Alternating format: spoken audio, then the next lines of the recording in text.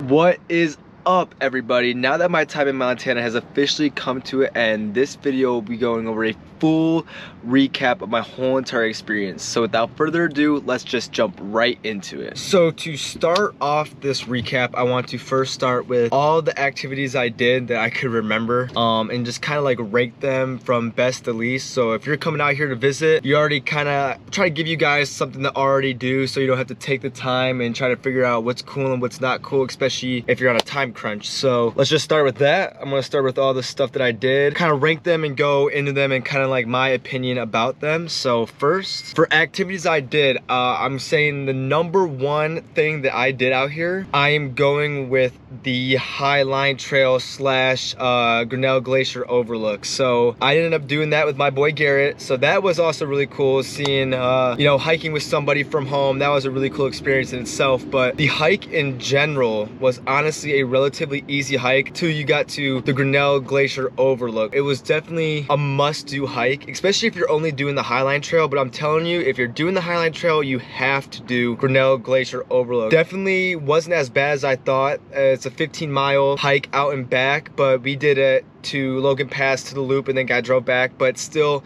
if we had to do it out and back, it would have been a breeze. I think it was close to 2,000 feet in elevation gain, but honestly, it was a really relatively easy hike. The views were beautiful throughout the whole entire thing, so I definitely recommend it. And I definitely recommend doing the overlook. That's where it turns up a lot. Like, it's like 1,000 feet of elevation gain just in like 0.7 miles. So it definitely hard to do the Grinnell Glacier Overlook, but it's 100% worth it without a doubt. Moving on to the second thing I like the most activity wise, Swift Current Mountain. Basically kind of like on the same lines as the Highline Trail, but you kind of go through the same area. Like, you will pass the chalet and all that, but it's a difficult hike. It's about 3,000 feet of elevation gain, 12 miles out and back. I did that one by myself. It is a steady incline basically throughout the whole entire thing, and once you get to like about a mile out, it is a grind to get to the top. But like I said again, 100% worth it, you know, obviously, and the views are just outstanding from the top. Definitely a must. And once you're on your way down, it's a breeze. So the way up is definitely the hardest part, and that's just like, I guess, hiker's discretion, because I've talked to people and they're like, you know, I don't like going down, you know, but I like going up. Me, I'm completely opposite. I love going down because, you know, I do it with poles. So going down is really more hard on your body, but with the poles, it takes off the weight from your joints and all that. So keep that in mind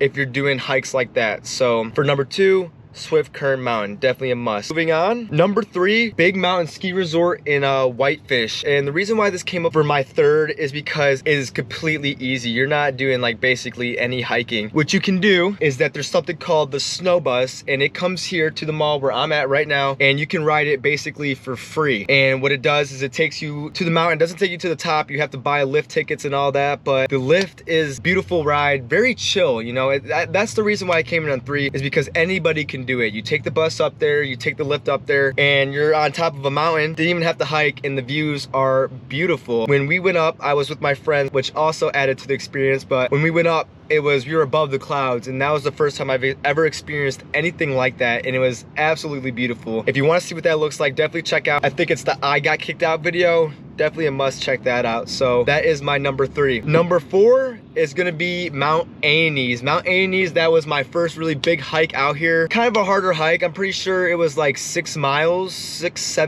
out and back. Elevation gains definitely up there. Talking like 3,000 to 4,000. I can't really remember, but as always, when you're doing a mountain summit, the views are gonna be absolutely mind-blowing when you get to the top. And you know, this was definitely that case. Like, I definitely looking out a whole entire different vibe, and it's not in the park, it's in the national forest, so you don't have to pay a fee to get there, you know, and you're not going to be running into a lot of people from the park traffic and all that. So if you're coming up here in peak season, definitely check that out. If you really can't get into the park, or you want kind of like a chiller thing, I'm not saying it's going to be completely like empty, but it's definitely not going to be as packed as the park would be. So keep that in mind if you want kind of like a chiller, rewarding hike. Moving on from that, we have Avalanche Lake. Now, Avalanche Lake is a super popular hike. So if you're going to do it, make sure you get there early, because you're probably not going to get a spot if you're going to peak season. I'm talking about there's never a spot available.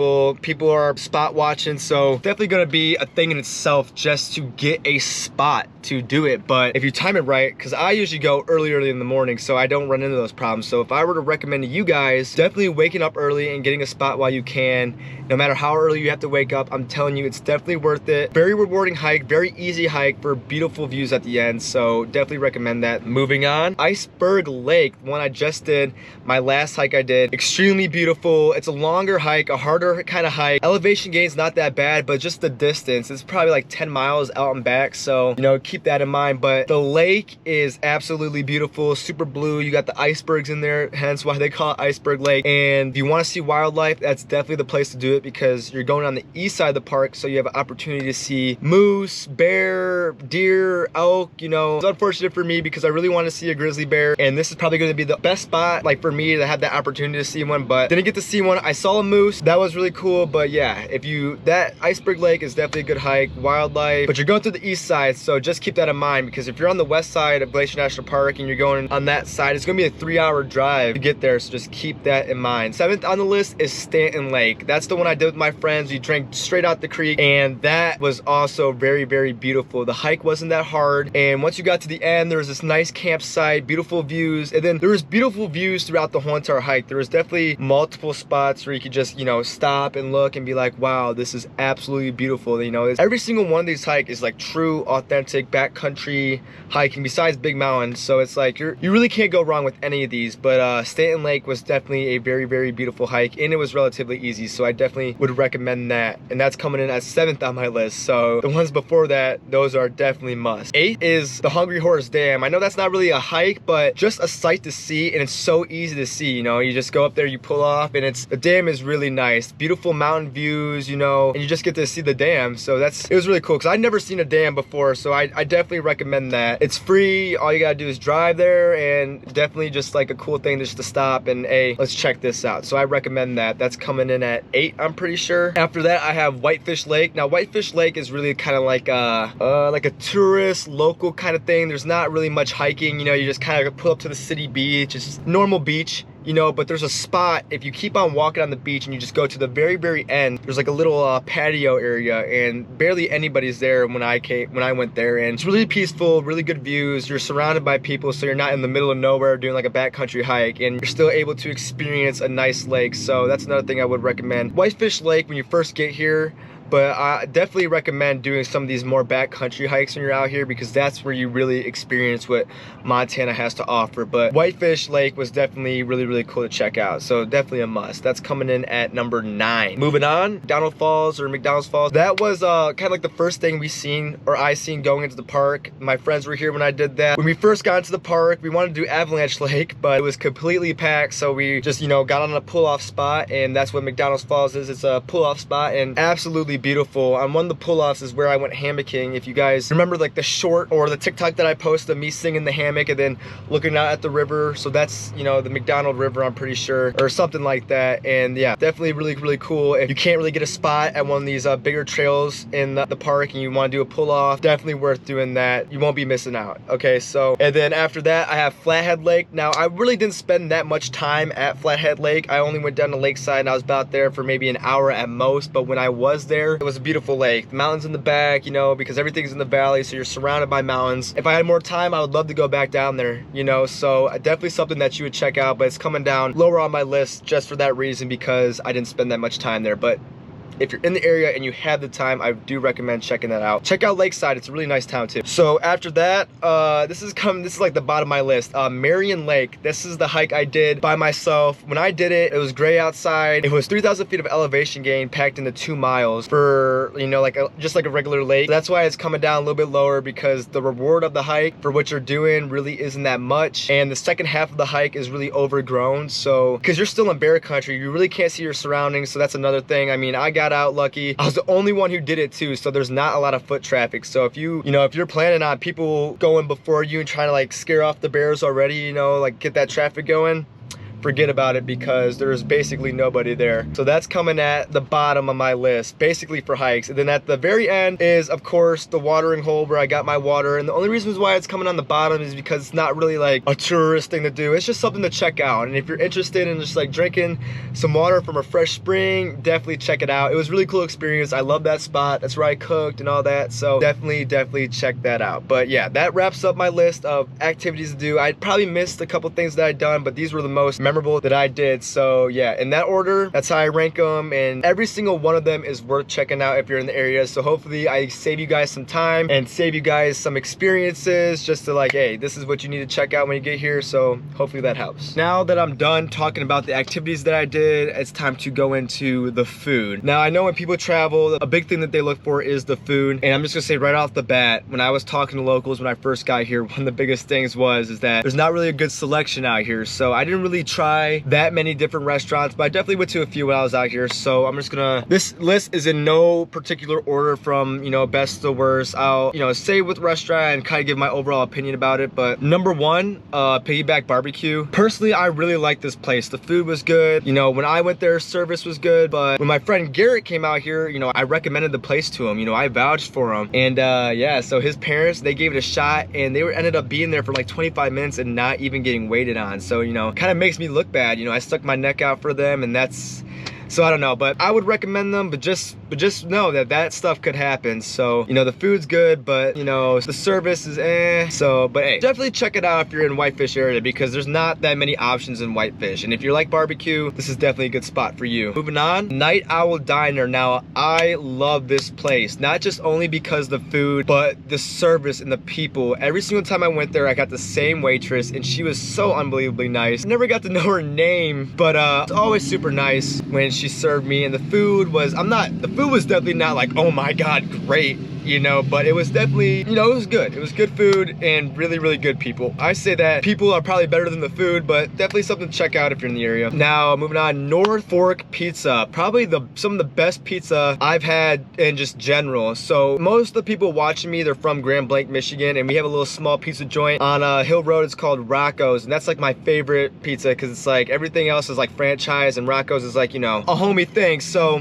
this pizza really reminded me of them, kind of same style. Like, they definitely know how to cook their pizza thoroughly. I think that that's a really big problem with a lot of these franchises. They just like throw it in there, and it's like they're not even cooked all the way. So you don't even have to worry about that with North Fork. What I will say is that when you do get a pizza like that, it tends to be on the greasier side, so just kind of watch out for that. But nonetheless, really good pizzas. Definitely want to check that out if you're around this part, and that's in Columbia Falls too. Moving on, we have China Wall. In some of my videos, eating takeout from China Wall, so some people might already know what I'm talking about. But China Wall, really good Chinese restaurant, kind of like the only Chinese restaurant around here. That's another thing. There's really good people that work there. Every single time I went in there, I got the same person who serves me. She's extremely nice. I'm pretty sure she's the owner. She's always working there. So yeah, man, they do really good stuff there. I recommend the chicken fried rice. I really didn't go and try that many other things other than the chicken fried rice, so I can really only speak on that. But if you're in the area, I definitely get them a shot. So definitely check out China Wall. It's in Whitefish. Moving on, this is the Italian place that me and Garrett's family went to. It's called Caio Mambo. I don't know if I'm pronouncing that correctly, but that was surprisingly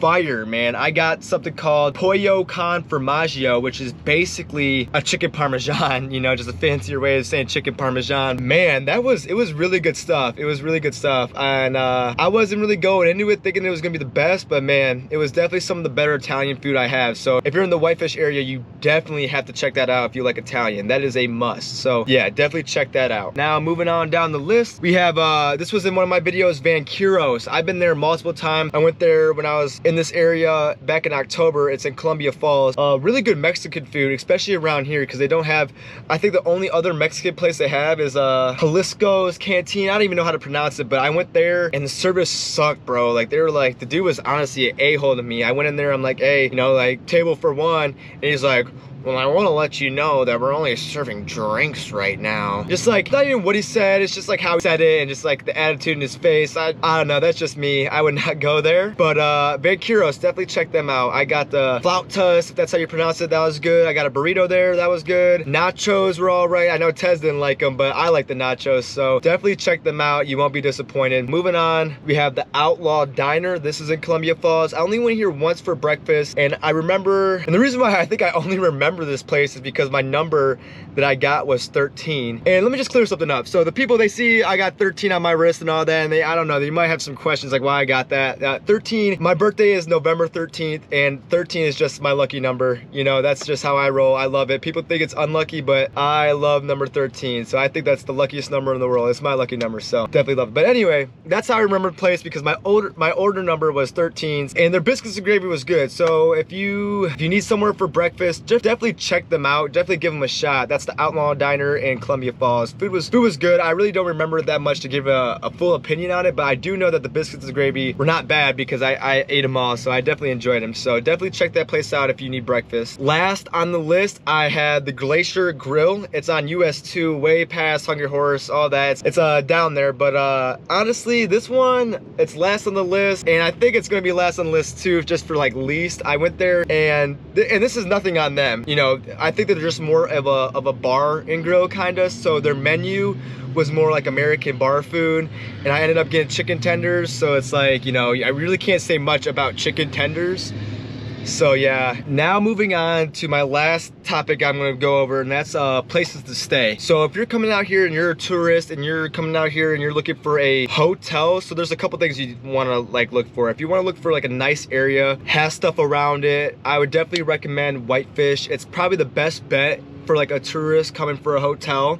If you're coming out here for a hotel more on a budget, then I would recommend Columbia Falls. It's a little bit more like not nice. I don't know. I wouldn't use the word ghetto because it's definitely not ghetto, but it's just not as nice as Whitefish. So, but it's definitely a good budget option. I stayed there in October and we got a good deal on a hotel. So, you know, if you want to come out here and you want to do a little bit cheaper, Columbia Falls, and you're closer to the park anyway. But Whitefish, probably the prime time for tourists. And then another city is Kalispell. So Kalispell is like the Mecca out here. That's like, it has everything that you need from stores to places to stay, but the problem is it's more like, you know, it's more like city.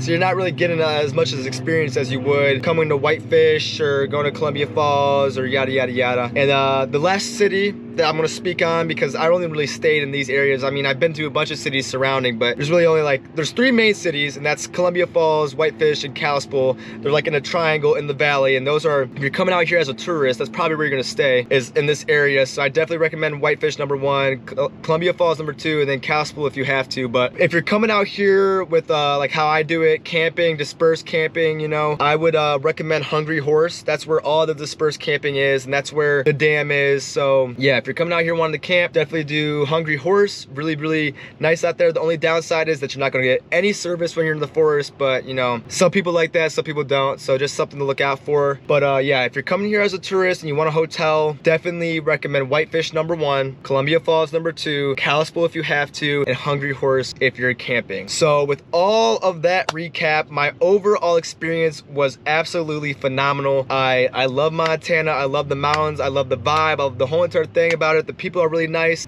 Besides losing my wallet, you know, everything has went smooth sailing kinda. I mean, I've run into problems every single day, but that's just life. That's just being an adult. That's just like living. So I really can't speak on all that, but the overall general experience was absolutely phenomenal. I would love to do it again. I recommend anybody watching this to come out here to Glacier National Park. You will not regret it. So now that you guys heard my overall opinion and experience about Montana, it was absolutely great. Now it's time for what's next. So what is next? I'll be heading in a couple days to North Cascades National Park in Washington. It is the complete middle of nowhere. It's really, really just out there. So, but it's extremely beautiful, and I cannot be more excited to go. So yeah, what's next is the state of Washington. I have a lot planned in there. I have North Cascades. I have a Olympic National Park. My dad and my brother are coming in the middle of the month, and we'll be hiking and summiting Mount St. Helens once again, hitting up Mount Rainier, basically hitting up the whole entire state. We're gonna go crazy. I absolutely love Washington, so I'm extremely excited for that. But with all that, my experiences, all the recap, and just what's next, I think I'm gonna end the video right here because I don't want to spend the whole entire video just talking your ear off. And I know it's really early, but I have a lot to just like, I gotta do some research on where I'm staying. I just gotta get all my stuff together, gotta get my mind right, and yeah, maybe even edit this video tonight so I don't have to do that much tomorrow, and I can just focus on passing out flyers in Kalispell and then get ready to leave. But as always, if you guys enjoyed the video, make sure to like and subscribe. And if you have any questions, for real, if you have any questions, leave them down in the comments below. I love answering any questions that you have. I love talking to you guys. You guys are truly what keeps me going. You know, people say that I inspire them, but you guys inspire me. You guys are my fuel to keep on going. So bump the comment section with questions. I love talking to you guys. But with all that said, I'll see you guys next time. Peace!